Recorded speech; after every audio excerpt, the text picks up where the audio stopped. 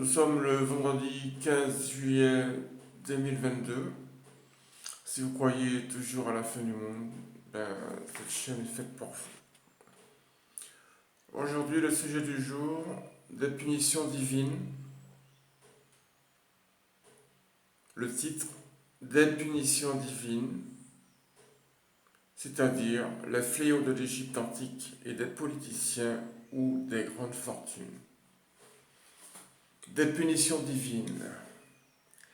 Par devoir de conscience directive, il serait temps pour les Martiniquais français de construire leur vie autour du livre de la vie.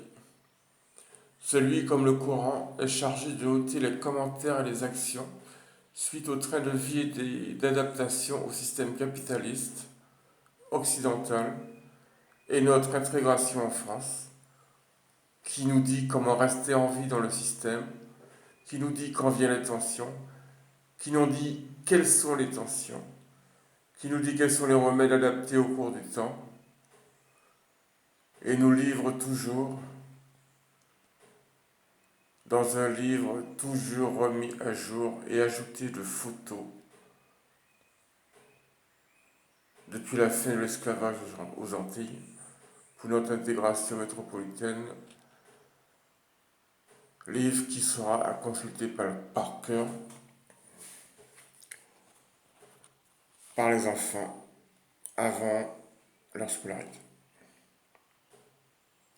Un livre chargé de souvenirs, des histoires vraies qui ont changé le cours de la prédication de l'événement qui change le cours du temps. Il faut réécrire la Bible en se basant sur l'actuel, sur celle des autres religions monothéistes et la vie des enfants des Noirs martiniquais, les métis blancs, les Chabins, les Chabines, les Chapés hindous, et leurs enfants antillais qui se sont métissés pour donner des cheveux bouclés, souples aux descendants martiniquais noirs. Qu'ont-ils fait pour leurs parents comme les stars noires américaines pour leur quartier? Qu'ont-ils fait comme Pablo Escobar avec une fortune qui pourrit dans des caches oubliées? Qu'ont-ils fait pour leur quartier, pour la mémoire de leurs ancêtres et le respect des parents et des traditions en France martiniquaise? En fait, comment réussir, voire devenir riche, alors que même pour 250 000 euros de bénéfices dans une entreprise, on paye 80 500 euros d'impôts? Quel enseignement shaolin et religieux pourra nous faire, nous, Antillais français métropolitains?